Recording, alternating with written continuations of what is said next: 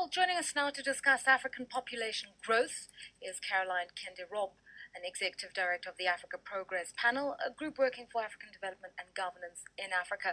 Caroline's also worked for the World Bank and has really got to grips with a lot of these statistics. Thanks so much for joining us here on Newsday. So, population growth, a good or a bad thing? Thank you for inviting me, and I think this has been always a very controversial subject, but I think what you can see in Africa is a great potential for a demographic dividend, and what we mean by that is when the number of adults in the labour force is high relative to the more dependent groups like the young and the elderly. So there's great potential here, like we have seen in Asia, and the trick is to be able to convert this demographic dividend into jobs for the youth. Yeah. Now, the challenge, though, if those jobs aren't created, is that this demographic dividend could be a demographic challenge with social dislocation and tensions, as we've seen in other parts of the world. So at this moment in time, Africa is on sort of like a tipping point. It could go either way. I mean, I think it's one of those cases where it's either the glass is half empty or full. If you see it as half full, you'd say a rising population means a future market for a continent growing and expanding. Yeah, absolutely. And I think I just want to refer back to the commentary there in Kenya. I think what our Africa Progress Panel is advocating for, and our panel is in fact chaired by Kofi Annan, are four clear actions to translate this demographic opportunity into a demographic dividend. And one of them is access to family planning, interestingly enough. And in Africa, there is a great demand, but often just women are not, and families are not able to access family planning. And recently Nigeria have made family planning free, contraceptives free. And I think secondly, you can't talk about the population shift without talking about education, and this is a very, very big challenge.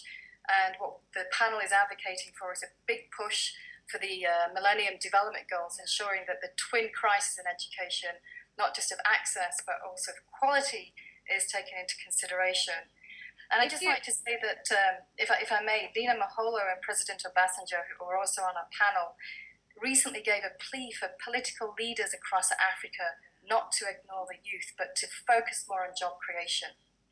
If you look at the glass half empty argument, and that's the things you're raising about too many people is a tremendous strain on the resources of a country, it means you can't provide an education and the like, then what should be a tactic to manage population growth?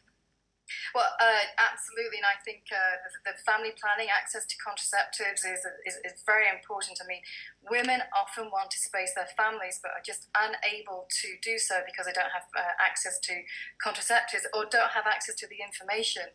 And this is critical. It can be very empowering for women to be able to make that choice, and that has an impact on infant mortality, maternal mortality, and also an impact on communities themselves if women are able to have the power to space their families. Absolutely critical. But growth in Africa at the moment has been quite jobless in some countries. It's been based on natural resources. And the challenge is to create jobs and to transform that natural resource capital into human capital, such as health outcomes and education outcomes. And Caroline, a final question to you, because we've got to leave. Let's just go away from the economic issues and the political issues. Let's just go into psychology.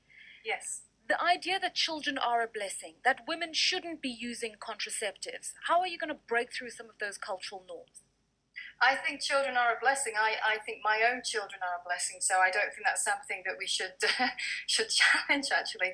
But it's about having that choice, and I think across Africa, when women recognise that they can have the choice to space their children, and then if the children that they do have survive, they then choose to have less children, because they know the children they have will be healthier, they will be healthier too. So I think it's a transition. It's about making that transition and seeing the less children you have, the more likely they're going to survive, but they still are a blessing.